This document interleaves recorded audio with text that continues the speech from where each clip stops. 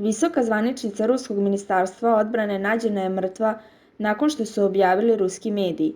Pala kroz prozor stana u neboderu u Sankt Peterburgu.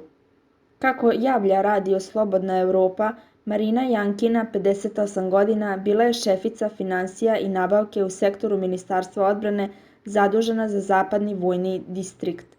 Telo je nađeno juče ispod prozora stana u kojem je živela.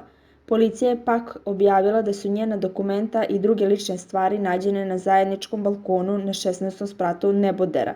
Ruski istražitelji tvrde da se radi o samoubistvu.